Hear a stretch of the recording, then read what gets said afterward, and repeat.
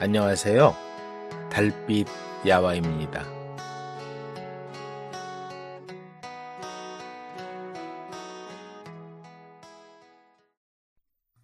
두 형제가 물려받은 재산. 어느 곳에 아버지하고 아들 둘, 그렇게 삼부자가 살았다. 마지는 사람이 좋아서 순하고 물러 터졌다.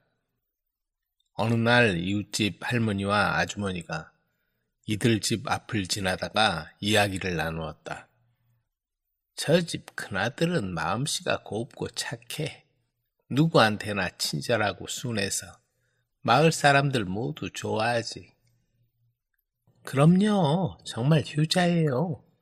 근데 너무 순해서 걱정이네. 세상살이가 만만치 않은데. 거기에 비하면 아우는 야무지고 단단했다. 아우는 형이 물러터져서 아버지가 안 계시면 살림을 잘할지 몰라 걱정이 되었다. 마을 사람들은 종종 이렇게 말했다. 둘째는 다부지고 영특하긴 한데 너무 세상 물정에 밝아서 형제가 있을지 모르겠네.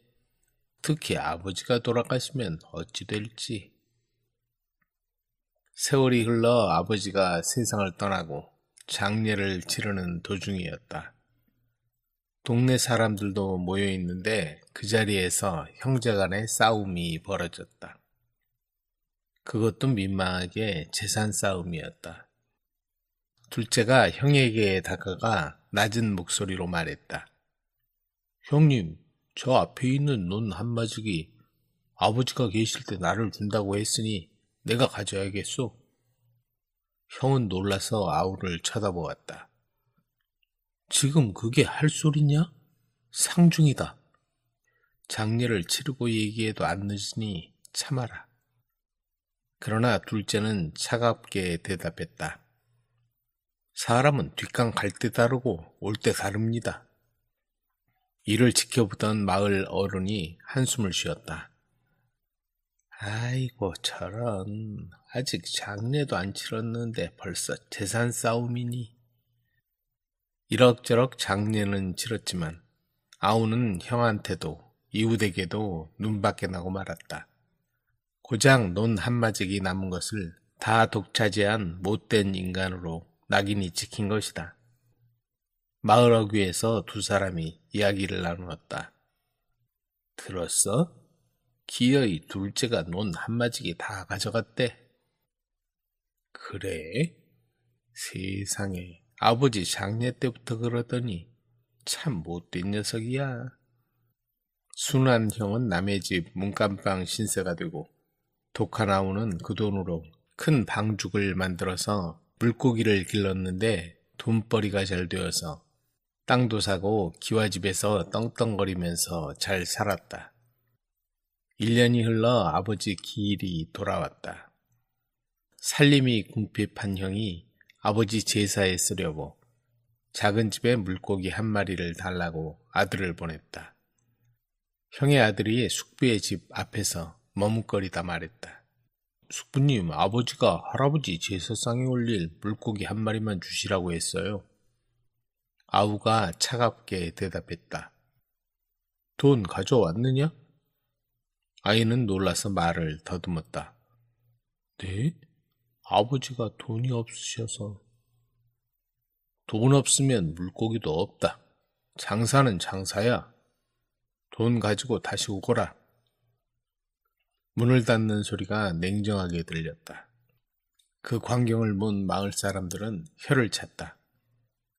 저런 독한 인간을 봤나? 형제간에. 또다시 1년이 흘렀다. 아우는 바치며 논을 사들이고 번듯한 기와집을 한 채 더 지었다.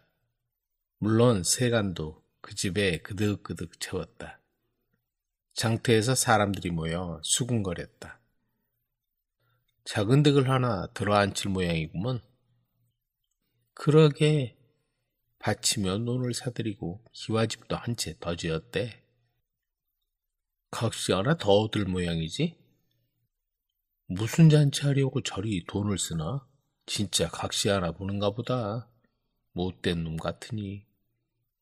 아버지가 돌아가신 지 꼭 2년. 제사가 돌아왔다. 아우는 장에 가서 소를 한 마리 사다가 잡고 쌀도 몇 가마니 밥을 짓고 떡도 그득하게 했다. 그리고는 음식을 수북이 싸들고 형의 초라한 새방으로 찾아가서 큰절을 했다. 형님. 그러나 형은 노여움에 북받쳐서 거들떠보지도 않았다. 형님, 제발 내 말 좀 들어보시오. 아무튼 그 차린 음식으로 제사를 지내고 나서 이튿날 온 동네 사람들을 다 초대했다. 마을 사람들은 의아해하며 모여들었다. 둘째는 마을 사람들 앞에서 고개를 숙이고 말했다. 동네 어르신들, 부끄럽습니다. 제가 그동안 사람도 아니었지요. 압니다. 저희 집 제사는 그저 논 한마직이었고 품 팔아서 근근히 삼부자가 살았습니다. 마을 어른이 의심스러운 눈으로 물었다. 그래서 자네가 하려는 말이 뭔가? 재산이라고 논 한마지기 뿐인데 형님은 순하고 효자라서 그 논 한마지기를 팔아서라도 아버지 장례에 다 쓰고자 할 것입니다. 체면은 좋지만 그러면 우리 형제는 어떻게 삽니까? 마을 사람들이 수군거렸다. 뭐라는 거야? 이제 와서. 둘째는 계속해서 말했다. 그동안 2년이 지났습니다. 저는 부자울시다. 논도 밭도 많고 기와집도 2채나 있습니다. 집 세간도 그득그득 채워두었고요. 그러더니 형에게 다가가 고개를 숙였다. 형님, 그동안 얼마나 고생하셨습니까? 난들 왜 형님 고생을 모르리까? 그러더니 방바닥에 집자리를 들어보이며 울먹였다. 형님이 이렇게 불편하게 주무시는데 제가 어이 편한 잠자리에서 자겠습니까? 그게 무슨 소리냐? 저도 그동안 먹을 것 안 먹고 입을 것 안 입고 허리띠 졸라 매고 살았습니다. 둘째는 문서를 꺼내 형에게 내밀었다. 이제 모든 논밭과 문서를 똑같이 나누겠습니다. 이 모든 건 형님과 나누기 위해 제가 2년 동안 마련한 것입니다. 마을 사람들은 감동했다. 어쩌면 이런 일이. 며칠 후 형제는 함께 마주 앉았다. 네가 그런 생각을 했을 줄이야. 형은 감동에 눈물을 흘렸다. 아버지의 유산을 지키고 불리기 위해 그리한 것이지요. 논 한마디기로는 우리 형제가 살아갈 수 없으니까요. 그래서 이해한다. 하지만 그 과정이 너무 가슴 아팠다. 형님 그동안 말씀드리지 못해 죄송합니다. 하지만 이제 우리 형제 모두 잘 살게 되었습니다. 고맙다 아우야. 마을 어귀 두 형제의 기와집 앞에 사람들이 모여 두렁거렸다. 세상에 이런 일도 다 있구먼. 그러게 처음에는 못된 아우인 줄 알았더니. 마을 어른이 미소를 지었다. 사람 일은 알 수 없는 법이지. 겉만 보고 판단하면 안 되는 법이야. 이제 두 형제가 모두 잘 살게 되었으니 아버지도 흐뭇해 하시겠네. 해가 저물어가는 마을 어귀. 기와집 2채에서 피어오르는 연기가 하늘로 올라갔다. 선녀와 사랑에 빠진 천수. 어느 마을에 천수라는 총각이 살고 있었다. 어려서 부모를 여의고 일찍 혼자가 된 천수는 산을 깎아 밭을 일구고 남의 일을 해주면서 성실하게 살았다. 비록 혼자 외롭게 살고 있지만 정직하고 부지런하며 싹싹해서 마을에 칭찬이 자자했다. 하지만 열심히 일해도 장가 미천이 모이지 않았다. 장가갈 나이가 한참 지났지만 아무도 부모 형제도 없는 가난한 천수에게 시집오려고 하지 않았다. 해가 서산으로 뉘엿뉘엿 질 때면 천수는 다 쓰러져가는 오두막 마루에 외로이 걸터앉아 자신의 기구한 처지를 한탄하곤 했다. 부모님은 왜 그렇게 일찍 가셨지? 혼자 사는 게 너무 힘들어. 천수는 지는 해를 바라보며 눈물을 흘렸다. 사람들 앞에서는 약한 모습을 보이기 싫어 강한 척하지만 혼자 있을 때는 이렇게 외톨이로 살아가기가 너무 힘들고 때로는 무섭기까지 했다. 천수가 사는 오두막 옆엔 계곡이 있었고 그곳엔 천수가 파놓은 자그마한 웅덩이가 있었다. 다행히 그 웅덩이에는 물고기들이 모여들어 천수의 먹거리로 충분했다. 어느 날이었다. 그날도 천수는 밭일을 마치고 집에 돌아와 마루에 걸터앉아 지는 해를 바라보았다. 낮에 만난 춘삼이는 마누라와 어린애들이 둘이나 있었다. 그 생각을 하니 자기 신세가 너무 초라했다. 춘삼이는 애들이 둘이나 있는데 나는 장가도 못 가고 있다니. 농사를 지어 누구하고 먹고 살지? 그런데 바로 그때였다.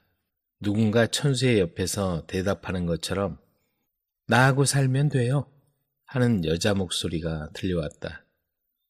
처음엔 자기 귀를 의심했다. 사방을 두리번거리며 살펴보았으나 사람 그림자도 보이지 않았다. 분명히 소리가 들렸는데 그거 참 이상하다. 천수는 다시 한번 말해보았다. 농사를 지어 누구하고 먹고 살지? 나하고 살아요. 분명히 목소리가 들렸다. 얼른 소리 나는 쪽으로 고개를 돌렸지만 역시 아무것도 보이지 않았다. 혹시 도끼배한테 홀린 거 아닐까? 그런 생각을 하자 갑자기 무서워졌다. 하지만 마음을 가라앉히고 다시 농사를 지어 누구하고 먹고 살지? 하고 이번에는 더 큰 소리로 말했다. 그러자 이번에도 나하고 먹고 살지 하는 소리가 들렸다. 담장 밑에 있는 웅덩이에서 들리는 것 같았다. 천수는 소리가 나는 곳으로 달려갔다. 그리고는 조금 전과 똑같이 농사를 지어 누구하고 먹고 살지? 라고 했더니 바로 밑에서 나하고 먹고 살아요 하고 들려오는 것이었다. 무섭기도 하고 한편으로는 궁금하기도 해서 천수는 소리나는 곳으로 가보았다. 그러자 웅덩이에서 예쁜 잉어 한 마리가 고개를 내밀었다. 천수는 너무 놀라 기절에 자빠질 뻔했다. 아니, 여기 잉어가? 겨우 마음을 가다듬은 천수는 잉어를 조심조심 잡아 마루 앞에 있는 항아리에 넣어두었다. 그런데 다음 날부터 이상한 일이 벌어졌다. 천수가 들에 나가 온종일 일을 하고 집으로 돌아와 보니 방에 저녁상이 차려져 있었다. 천수는 처음엔 자기 눈을 의심했다. 정말 이상한 일이군. 이제껏 본 적도 없는 훌륭한 저녁상이 차려져 있었다. 배가 고플 대로 고파 천수는 주저할 새도 없이 저녁밥을 순식간에 먹어치웠다. 그 다음 날도 집에 돌아와 보니 어제와 똑같은 일이 벌어져 있었다. 정말 이상한 일도 다 있네. 도대체 누굴까?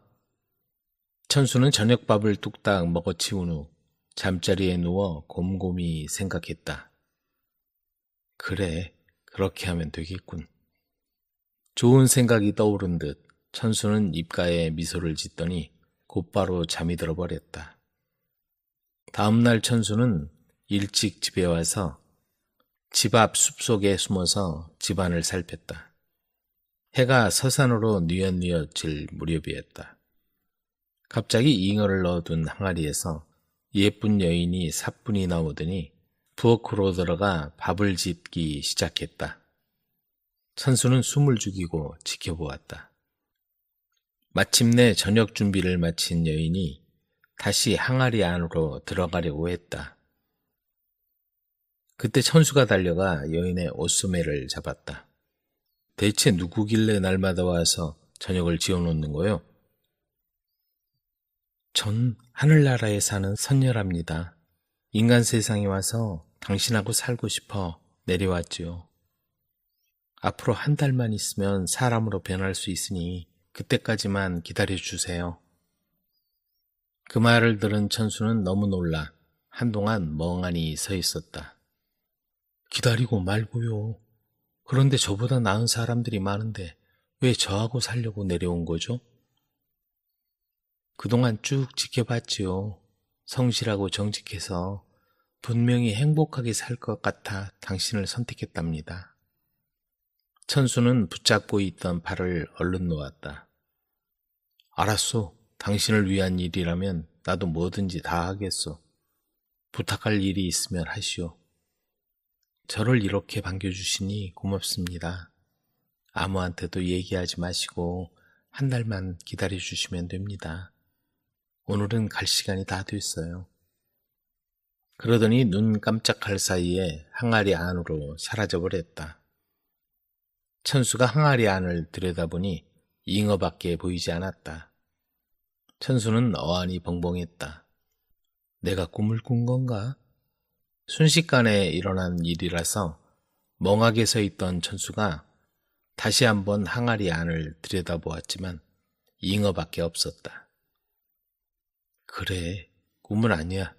하늘에서 나한테 복을 내려준 거야. 그렇게 생각한 천수는 너무 좋아서 밤에 잠도 오지 않았다. 그 여자 생각만 해도 가슴이 두근거렸고 자면서도 실성한 듯이 큰 소리로 웃어댔다. 그리고 시간만 나면 항아리 근처를 서성이며 어서 한 달이 지나기를 기다렸다. 사랑에 빠진 천수는 날마다 항아리에 깨끗한 물을 넣어주었고 저녁 때마다 여자와 만나서 기뻐했다.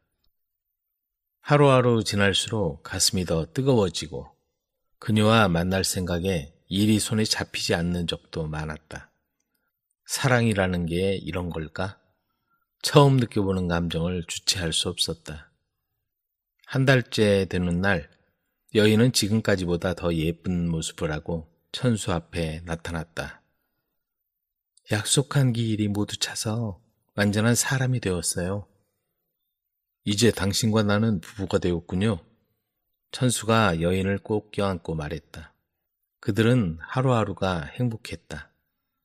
천수가 일을 나가려고 연장을 챙기고 있으면 아내가 오늘은 제가 나가 일을 할 테니 서방님은 집에서 쉬세요 하는 것이었다. 아니 당신이 어떻게 일을 하겠단 말이오. 일은 내가 할 테니 당신은 집에서 쉬고 있구려. 서방님 할 일과 제가 할 일이 따로 있나요? 아무나 하면 되는 거죠. 그럼 우리 같이 합시다. 그들은 뭐든지 함께 했다. 천수를 따라 아내는 호미를 들고 밭으로 나갔다. 밭에 도착한 아내는 풀이나 돌을 치우고 김을 매며 옆에서 일을 도왔다. 아내가 오고 나서는 하는 일마다 다 잘 되었다. 콩을 심으면 콩이 잘 되고 팥을 심으면 팥이 잘 되고 감자도 다른 집보다 소출이 몇 배가 좋았다. 이렇게 해서 천수는 그 마을에서 제법 잘 살게 되었고 어려운 이웃에게 많은 도움을 주었다. 해가 지날수록 그 마을도 부자 마을이 되었고 어른아이 할 것 없이 얼굴에 웃음꽃이 피었다. 아마 하늘에서 내려온 여인의 좋은 기운 덕분인지도 모르겠다. 선비와 젊은 부부. 경기도 김포에 이영달이란 선비가 살고 있었다. 이 선비의 집안은 근본 있는 가문으로 제법 잘 살던 집안이었다. 부친은 인품이 온화해서 식솔들을 잘 이끌었고 과객이 찾아오면 융숭한 대접을 하고 하룻밤 자고 가는 게 보통이었다. 그러나 부친이 세상을 떠난 후부터 가세가 기울기 시작하더니 하루하루 끼니 걱정을 하게 되었다. 그런 중에도 어머니를 생각하면 마음이 몹시 괴로웠다. 홀로 계신 어머님도 제대로 봉양하지 못하다니 자식돌이도 제대로 못하는구나. 그러면서 자기의 못난 처지를 생각하며 탄식하고 있었다. 그런 어느 날 어머니가 무슨 문서를 들고서 아들에게 내주었다. 이선비가 펼쳐보니 그것은 전에 자기 집에서 부리던 종문서였다. 이 종문서는 다른 곳에서 살며 성공하더라도 이 문서가 남아있는 한 떳떳이 행세할 수 없는 것이었다. 이선비의 집안도 전에는 종들이 많았는데 하나둘씩 내보내고 이제는 늙은 할멈만 남아있었다. 이선비의 어머니는 원래 선하고 인자한 성품이었다. 집안이 어려워지자 부리던 종들을 아무 조건 없이 내보냈다. 종들은 나갈 때마다 눈물바다를 이루었고 안주인은 따뜻하게 손을 잡아주고 나가서 잘 살라며 내보냈다. 종문서를 꺼낸 이선비의 어머니가 무겁게 입을 열었다. 덕만이 이 사람은 충청도 논산에서 농사를 크게 지으며 부자로 잘 산다고 하더라.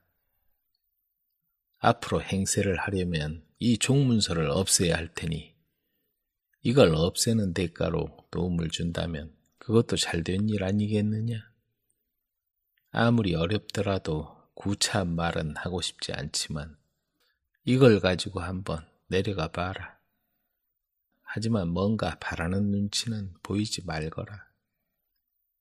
어머니의 말대로 논산으로 내려간 이선비는 옛날 종들 가운데 논산에서 농사를 크게 지으며 잘 사는 덕만을 찾아갔다. 덕만은 종문서를 들고 온 이선비를 극진히 대접하며 안부를 물었다. 자네들이 떠나가고 얼마 되지 않아 가세가 더 어려워졌다네. 어머님 마음고생이 이만저만이 아니지. 덕만은 이선비의 말을 듣고는 안타까운 마음에 눈물을 흘렸다. 마님이 그렇게 고생하고 계신 줄은 몰랐습니다. 덕만은 옛날 주인 이선비를 정성껏 모시고는 돌아가는 길에 천냥을 준비해 주었다. 이선비는 덕만이 마련해 준 말을 타고 뜻밖에도 큰 돈을 받아들고 길을 떠났다. 이선비가 돈자루를 실은 말을 타고 냇가를 지나가고 있을 때였다. 마침 큰 비가 온 뒤라 냇가에는 물살이 세게 흐르고 있었다. 해가 뉘엿뉘엿 지고 냇가에는 황혼이 물들기 시작했다. 오늘은 여기서 하룻밤 묵고 가야겠구나. 이선비는 두리번거리며 주막을 찾기 시작했다. 그런데 그때 냇가 위쪽에서 요란하게 아우성이 들려왔다. 그쪽을 바라보니 사람들이 눈에 띄었다. 그들은 서로 옥신각신하며 울고 있었다. 무슨 일이지? 이선비는 가까이 가서 살펴보았다. 가족들인 것 같았다. 한 젊은 사내를 셋이서 붙잡은 채 울고 있었고 그 사내는 그들을 뿌리치고 빠져나가려고 발버둥치고 있었다. 이선비는 더는 참을 수가 없어서 그들을 뜯어말리며 물었다. 이보시오, 대체 왜들 이러는 거요? 그러자 그 중에 노인이 이선비에게 대답했다. 내 외아들이 관가의 돈을 천냥이나 축내서 갚지 못하고 붙잡혀가서 내일까지 그 돈이 마련되지 않으면 큰 벌을 당하게 되었다오. 그래서 아들놈이 무진 매를 맞느니 차라리 죽겠다고 해서 말리는 것이요. 아들이 죽는 꼴을 못 보겠다며 늙은 아내와 며느리가 저마다 대신 죽는다고 이렇게 법석을 피우지 않겠소? 차라리 내가 죽는 게 낫지. 그러면서 노인이 냇가로 뛰어들려고 하자 이선비는 얼른 옷자락을 잡아 끌었다. 그깟 돈 때문에 목숨을 버리면 되겠소? 여기 이 돈을 드리겠소. 네? 뭐라고요? 그들은 이게 무슨 일인가 싶어 멍하니 쳐다보았다. 그동안 이선비는 돈자루를 내어놓고는 돌아가 버렸다. 그제야 노인은 정신이 번쩍 들어 뒤쫓아갔다. 이보시오. 잠깐만 기다리시오. 대체 어디 사시는 뉘시오? 하며 소매를 붙잡았다. 그러자 가족들이 달려와 이선비를 에워쌌다. 젊은 사내와 며느리는 그 자리에 엎드려 울음을 터뜨렸다. 그러나 이선비는 뒤도 돌아보지 않고 김포에 사는 이선비요 하고는 말을 몰고 불이 나게 가버렸다. 이렇게 이선비는 빈손으로 돌아와 내과에서 생긴 일을 어머니에게 털어놓았다. 사연을 다 듣고 난 어머니는 미소를 지으며 그래 정말 잘했구나. 하늘이 내려준 목숨을 쉽게 여기면 안 되지 하며 칭찬했다. 이선비 가족은 여전히 가난에 쪼들렸다. 그러나 어머니는 편하게 살다가 80세에 세상을 떠났다. 그런데 어머니를 모실 산소자리가 없었다. 대대로 내려오는 선산도 남은 것이 없고 산소자리를 사자니 돈이 부족했다. 이선비는 다급한 마음에 이곳저곳 산소자리를 보러 다녔다. 그러던 어느 날 김포 남쪽에서 보기 드물게 훌륭한 산소자리를 발견했다. 이선비는 산 임자를 수소문해서 그 집을 찾아갔다. 양집 아른 곳에 울창한 소나무 숲을 등지고 서 있는 커다란 기와집이 보였다. 이 정도로 잘 사는 집이라면 산소자리쯤 떼어주겠지 하고 생각하면서 주인을 찾았다. 그 집 젊은 주인은 초면에도 불구하고 이선비를 사랑방에 정중히 맞아들였다. 그뿐 아니라 마침 때가 되었으니 잘 오셨습니다. 천천히 식사나 하고 가십시오. 하면서 얼굴을 자세히 살펴보는 것이었다. 이선비는 시간을 지체할 수 없어 찾아온 목적을 조심스럽게 말했다. 그러자 주인은 그 말에는 대답도 하지 않고 엉뚱한 질문을 하는 게 아닌가. 혹시 선비님께서 10년 전쯤에 논산을 지나가다가 내과에서 가족들을 구해준 적이 있습니까? 그 말을 들은 이선비는 순간적으로 1,000냥을 주고 한 가족의 목숨을 구해준 일이 생각났다. 그런 것 같소. 내과를 지나다가 안타까운 사연을 듣고 수중에 지니고 있던 1,000냥을 주고 왔소만 왜 그러시오? 바로 그때였다. 사랑방 안쪽 미닫이 문이 갑자기 열리면서 한 젊은 아낙네가 조용히 들어오더니 한쪽 옆에 엎드려 머리를 숙인 채 말을 못하고 흐느껴 울었다. 이선비는 깜짝 놀랐다. 더 놀란 건 젊은 주인도 머리를 숙이고 반가움과 고마움에 흐느껴 우는 것이었다. 아니, 이게 무슨 일이오? 왜들 그러시오? 이선비가 놀라서 묻자 젊은 주인이 울음을 멈추고 자초지종을 들려주었다. 바로 어르신께서 저희를 구해주셨습니다. 저는 관가에서 풀려난 후 농사일을 열심히 하여 10년 만에 큰 돈을 모으게 되었습니다. 그 은혜를 갚고자 김포에 사신다는 말을 듣고 여기 와서 널리 수소문했지만 성함을 알 도리가 없어 지금까지 찾지를 못했지요. 그래서 집에 손님이 오시면 누구를 막론하고 정중히 대접하면서 어르신을 만나 뵙기를 간절히 바랐는데 드디어 오늘 저희의 뜻이 이루어졌습니다. 그제야 이선비는 잊고 있던 옛날 일을 머리에 떠올리며 이렇게 잘 사시는 모습을 보니 반갑소 하며 손을 덥석 잡았다. 그러나 이선비는 보답을 바라기보다 당장 급한 산소자리 얘기를 다시 꺼냈다. 그런 말씀 마십시오. 어디 산소뿐입니까? 이 동네의 농가 밭을 모두 은인께 드리려고 마련해 두었습니다. 부모님은 고향에 계시고 저희 내외만 와 있었습니다. 자, 이걸 받으십시오. 젊은 주인은 벽장에서 두툼한 문서 뭉치를 꺼내 놓았다. 그러나 이선비는 그 호의에 선뜻 응하지 않았다. 정 그렇다면 그 당시 빌려준 천냥과 산소자리나 한 자락 떼어주시오. 뜻은 고맙지만 처음부터 뭘 바란 게 아니었고 돌아가신 어머니께서도 내가 한 일을 기뻐하셨으니 부디 더는 보답하겠다고 생각하지 말아주시오. 젊은 주인은 무슨 생각을 했는지 말씀대로 하겠습니다. 하지만 이번 장례는 저희가 치르게 허락해 주십시오. 하고 말했다. 이선비는 그것마저 사양할 순 없었다. 그렇게 해서 이선비는 어머니의 장례를 정성껏 치렀다. 그리고 10여 년 전에 주었던 천냥도 돌려받았다. 세상에는 이런 기특한 사람도 다 있구나. 아무튼 이제 서로 마음에 부담이 없어져서 다행이다.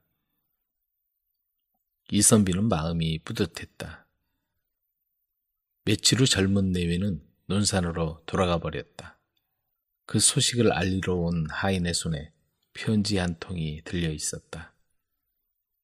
저희 부부는 부모님이 계시는 논산으로 떠납니다.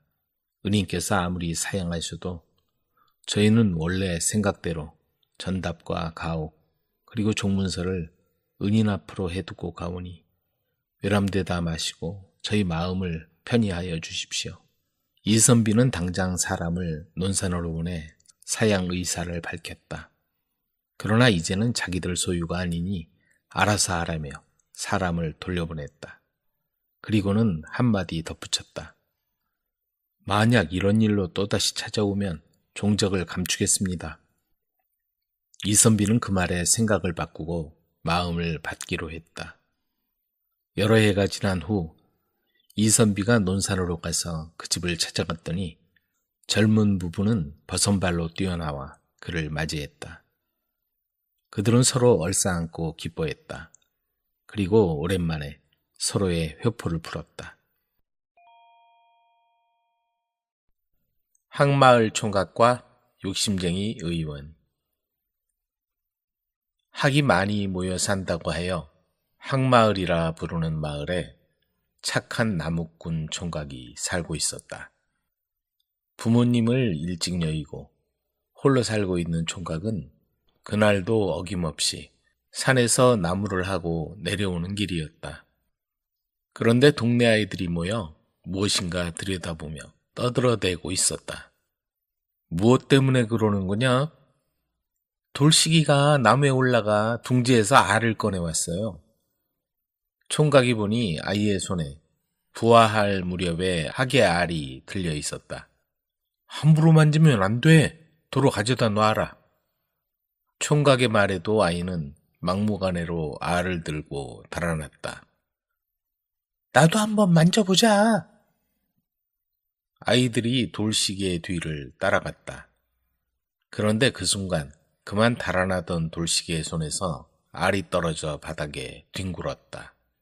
나무꾼 총각이 달려가 보니 알이 깨져 부화하려던 새끼는 이미 죽어 있었다.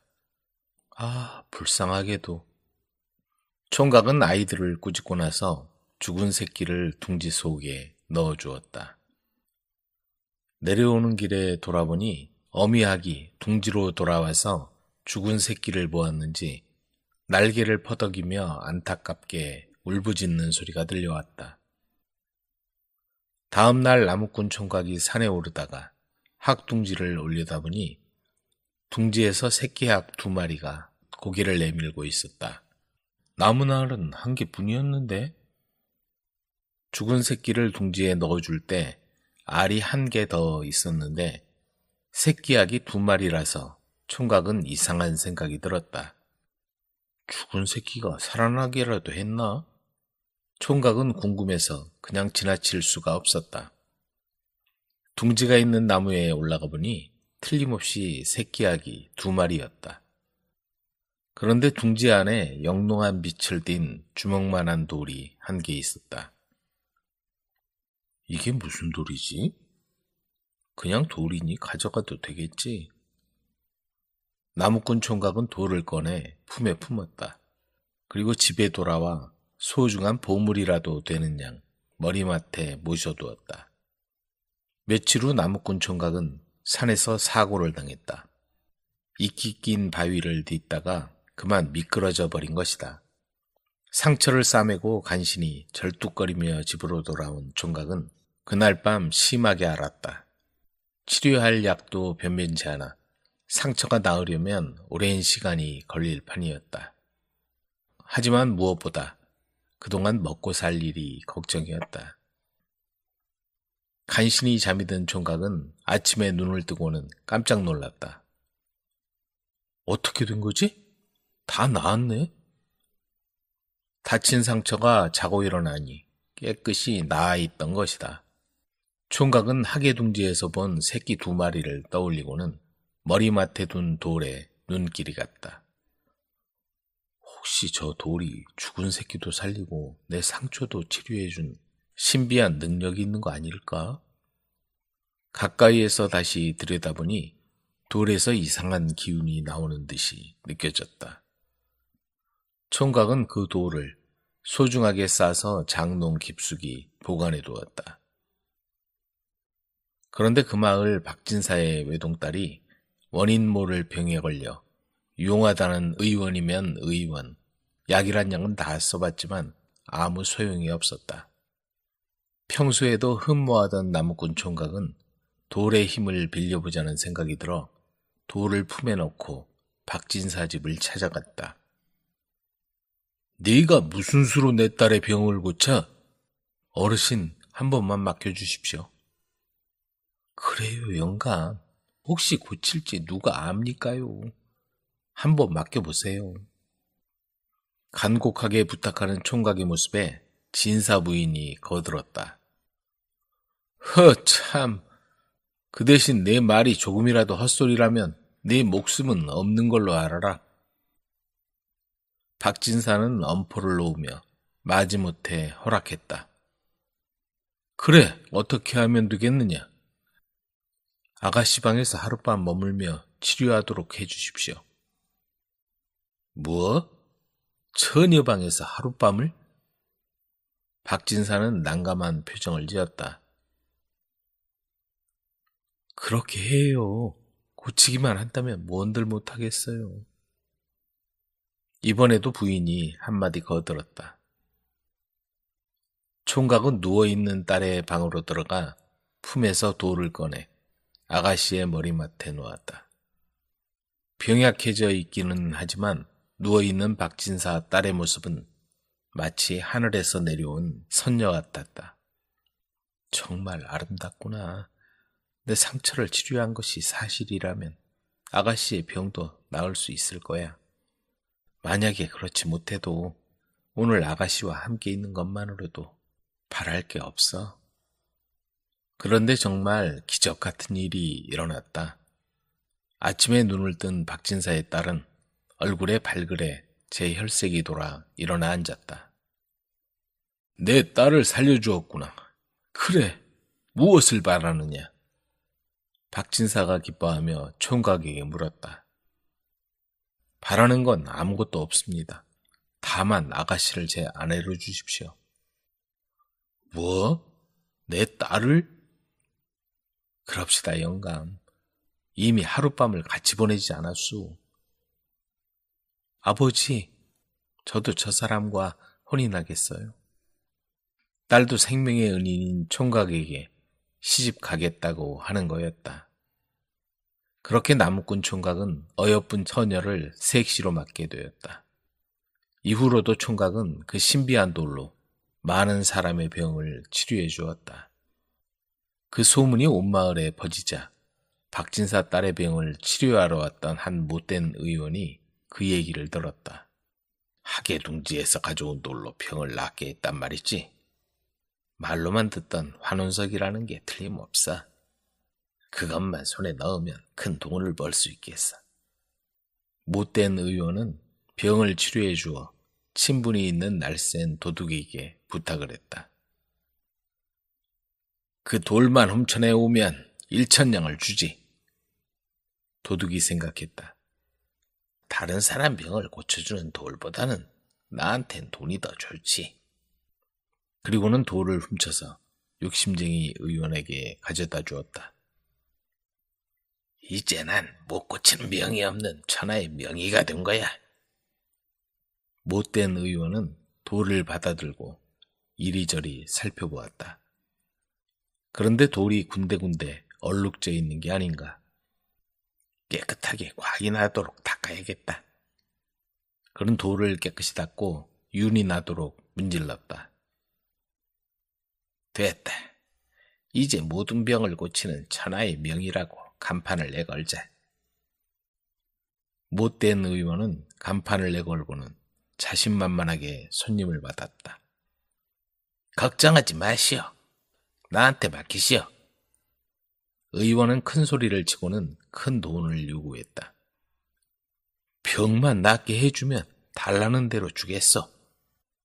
병을 낫기를 바라는 사람들의 지갑을 열어 돈을 챙겼지만 문제는 병이 낫지 않는 것이었다. 심지어 점점 더 깊어만 갔다. 이거 순 사기꾼이구먼. 당장 관가로 가자. 욕심쟁이 의원은 남을 속여 돈을 갈취한 죄로 감옥에 갇히고 말았다. 생명을 살리는 환운석은 깨끗이 닦고 윤을 내는 바람에 신비한 기운이 다 사라져 그저 평범한 돌덩이가 되고 만 것이다.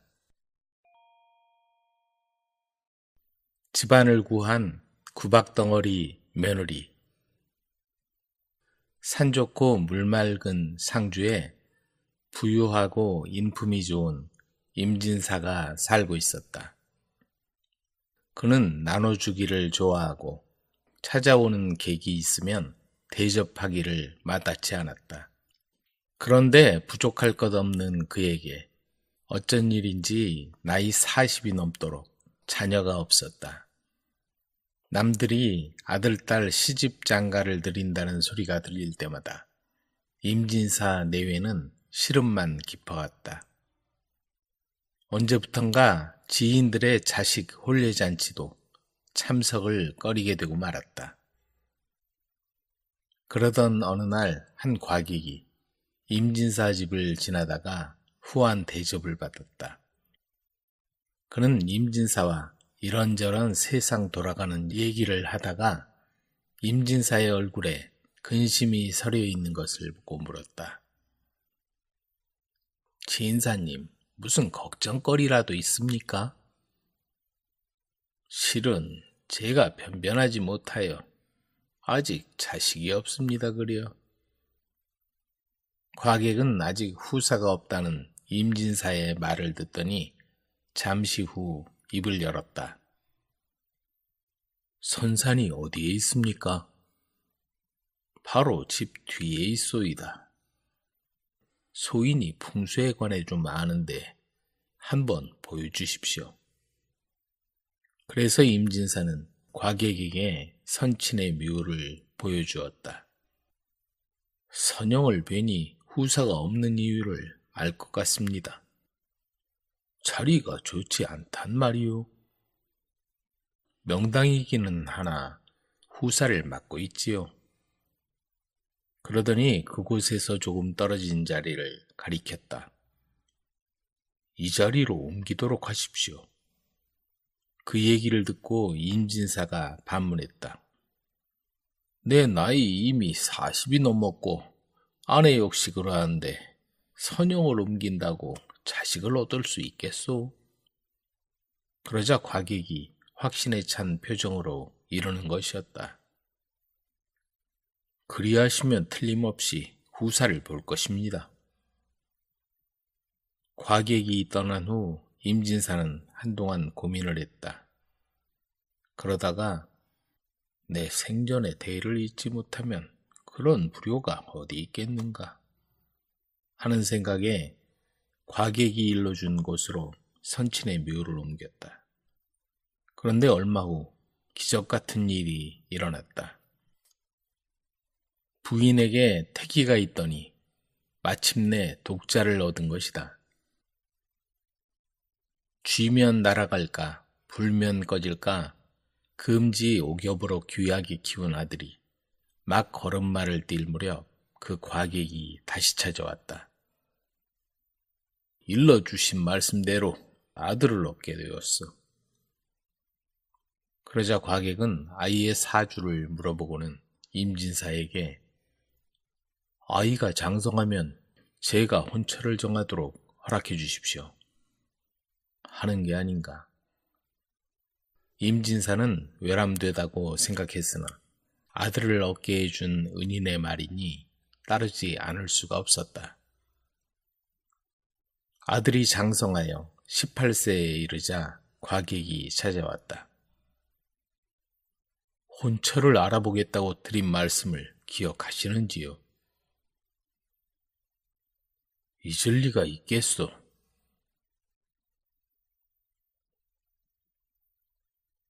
그들은 서로 사주단자를 맞바꾸고 오래지 않아 혼인날을 정했다. 부인은 그 소리를 듣고 펄쩍 뛰었다. 아니, 어느 집안인지도 모르는 며느리를 얻다니요. 이게 무슨 일이랍니까? 그분이 아니었으면 며느리를 얻는 일도 없어. 한번 믿어봅시다.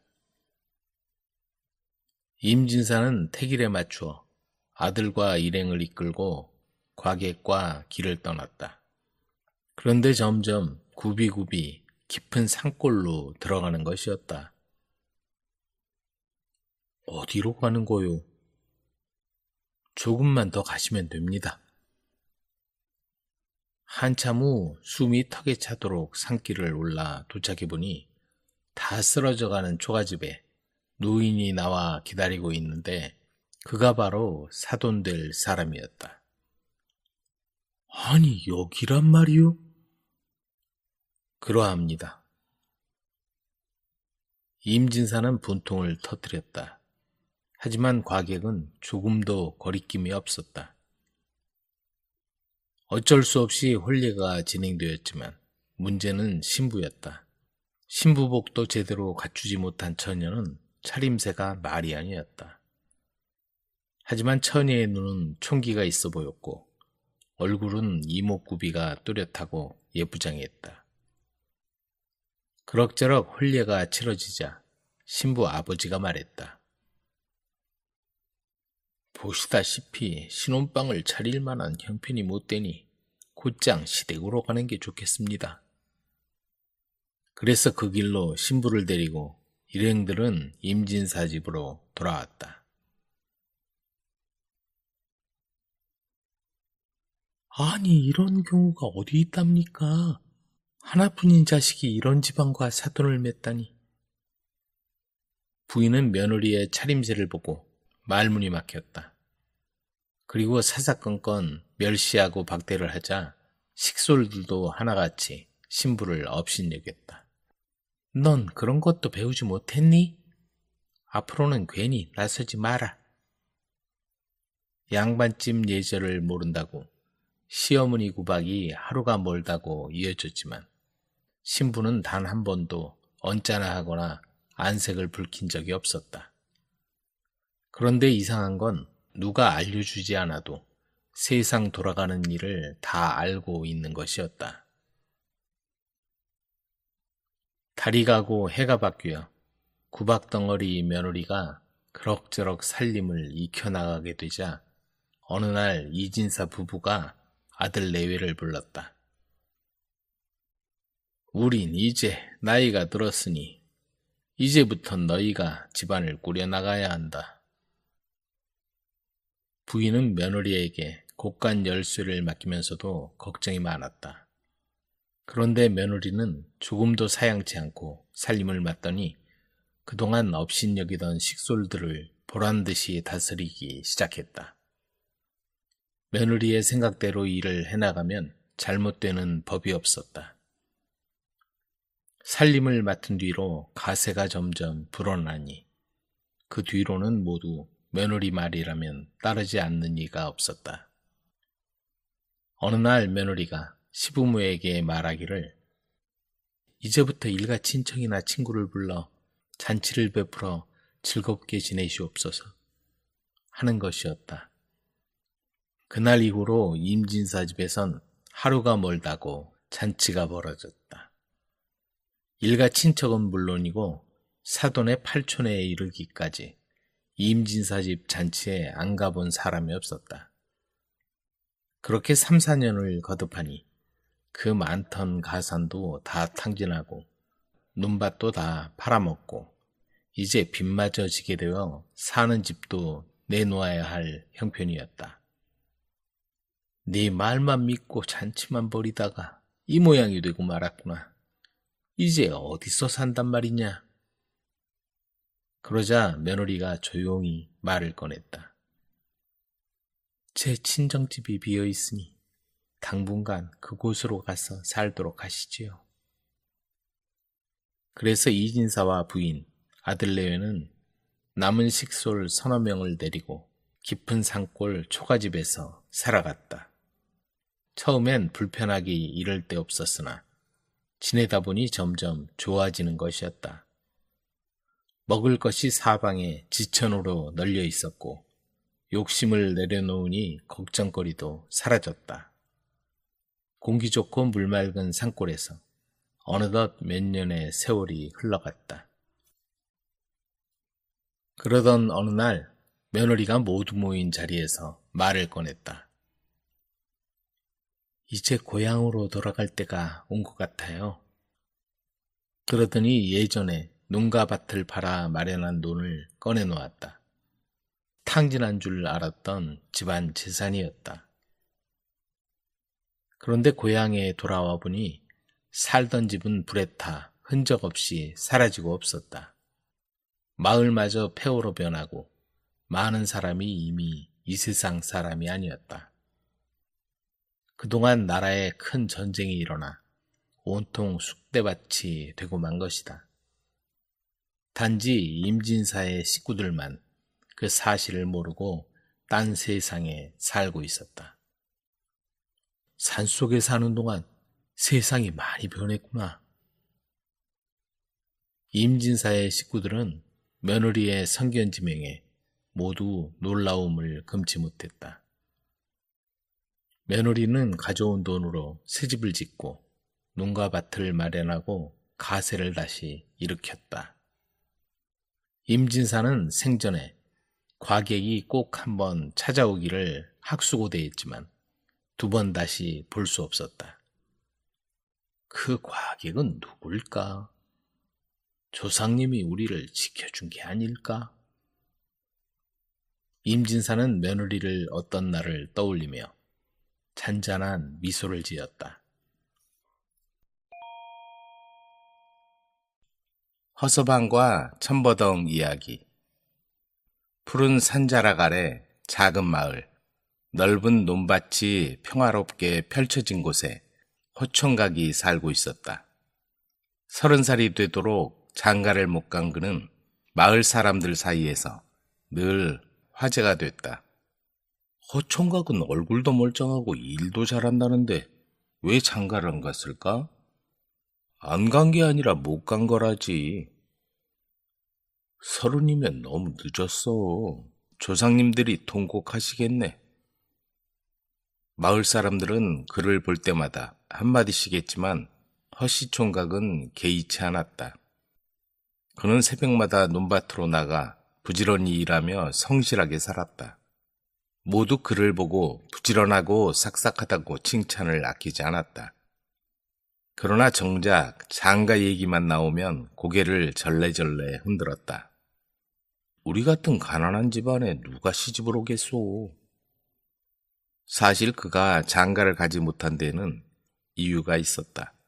부모님이 일찍 돌아가셔서 혼자 생계를 책임져야 했고 혼수도 마련할 수 없는 형편이었다. 게다가 마음속엔 첫사랑의 상처가 자리 잡고 있었다. 20살 무렵 그는 같은 마을 양반 집안 여인을 사랑했지만 신분의 벽을 넘지 못했다. 어느 날 여인이 총각에게 말했다. 우리의 인연은 여기까지예요. 당신을 좋아하지만 아버지가 절대 허락하지 않으실 거예요. 그녀와의 이별은 허총각에게 깊은 상처를 남겼다. 그렇게 세월은 유유히 흘러갔고 10년이 지나간 어느 날이었다. 장터에 이상한 소문이 돌았다. 부잣집에 절세 미인이 있는데 사위를 뽑으려고 희한한 조건을 걸었다더군. 희한한 조건? 뭐래? 사랑방에서 밤낮으로 말만 잘하면 사위로 삼겠다는 거야. 말 잘하기 대회라니. 마을 총각들이 앞다퉈 도전했지만 사흘을 넘긴 이가 없었다. 결국 모두 고개를 저으며 포기하고 말았다. 그때 마을 사람 하나가 그 소문을 허총각에게 전했다. 허총각, 자네 한번 해보는 게 어때? 절세 미인도 없고 부잣집 사위가 될지 누가 알겠는가? 그야말로 꽉 먹고 알 먹는 격이지. 그 얘기를 들은 허총각은 생각했다. 이번에 장가를 못 가면 평생 장가를 못 갈 거다. 허튼 소리라도 하며 도전해보자. 그는 그렇게 부잣집 대문을 두드렸다. 여기서 말 잘하면 사위 삼는다 들었소. 대회에 도전하려고 했소. 그 말을 들은 부잣집 영감이 흥미로운 눈빛으로 허총각을 사랑방으로 들였다. 좋다. 밤낮으로 떠들어 보거라. 허총각은 이야기를 시작했다. 옛날 중국에 흉년이 들어 수억 마리의 쥐가 압록강을 건넜답니다. 첫 번째 쥐가 강을 건널 때 첨보동 소리가 났죠. 영감이 고개를 끄덕였다. 그래서 두 번째 쥐도 첨보동, 세 번째 쥐도 첨보동. 그렇게 수억 마리의 쥐가 첨보동 소리를 내며 강을 건넜습니다. 다음 날 아침이 되어도 허총각의 이야기는 끝나지 않았다. 첨보동 소리가 사랑방을 메웠다. 결국 셋째 날이 되자 영감은 참다 못해 소리쳤다. 됐다. 그만하거라. 내 딸을 데려가라. 그렇게 허총각은 절세 미인과 가약을 맺고 허서방이 되었다. 하지만 문제가 생겼다. 그는 색시 옆을 한시도 떠나지 않으려 했다. 밭일을 하러 나갔다가도 색시 얼굴이 보고 싶어 금세 집으로 돌아왔다. 여보, 당신 얼굴을 못 보면 일이 손에 잡히지 않소. 색시는 처음에는 웃어넘겼지만 점점 답답해졌다. 여보, 이렇게 살다간 둘 다 굶어 죽겠소. 당신이 일을 해야 우리가 먹고 살 거 아니요? 허서방은 고민 끝에 물었다. 그럼 어쩌면 좋겠소? 색시가 웃으며 말했다. 내 얼굴을 그린 그림을 드릴 테니 그걸 보고 일하세요. 색시는 남편에게 그림을 그려주었고 허서방은 그림을 밭머리에 세워두고 열심히 일했다. 하지만 회오리 바람에 그림이 날아가 관하로 떨어지고 말았다. 사또가 날아온 그림을 보고 사람을 보내 색시를 데려오라고 명령했다. 사또는 색시를 보고 반해 이미 남편이 있는 유부녀라는 사실을 알고도 허서방에게 내기를 제안했다. 내기에서 이기면 색시와 계속 살게 해주겠다. 하지만 지면 색시는 내 것이 된다. 허서방은 사또의 말을 거절할 수 없었고 마침내 내기를 시작했다. 사또의 문제는 어려웠다. 세상에서 제일 단단한 게 무엇이냐? 허서방은 돌이 단단한가, 쇠가 단단한가 답을 알 수 없어 당황했지만 결국 집으로 돌아와 색시에게 물었다. 여보, 세상에서 제일 단단한 게 뭐요? 색시는 잠시 생각하더니 웃으며 말했다. 말발굽이지요. 죽을 때까지 닳지 않으니까요. 허서방은 사또 앞에서 외쳤다. 세상에서 제일 단단한 건 말발굽입니다. 사또는 깜짝 놀랐다. 논의 끝에 정말 말발굽이 세상에서 제일 단단하다는 결론이 내려졌다. 그러자 사또가 또 물었다. 그렇다면 세상에서 제일 단 건 무엇이냐? 이번에도 허서방은 답을 찾지 못해 색시에게 달려갔다. 여보, 세상에서 제일 단 게 뭐요? 이번에도 색시는 침착하게 대답했다. 혓바닥이지요. 혓바닥이 없으면 단맛도 느낄 수 없잖아요. 허서방은 다시 사또 앞에 나섰다. 세상에서 제일 단 건 혓바닥입니다. 결국 사또는 패배를 인정하며 허서방에게 넓은 논밭을 상으로 주었다. 그렇게 허서방과 색시는 부유해진 삶 속에서 행복하게 살았다.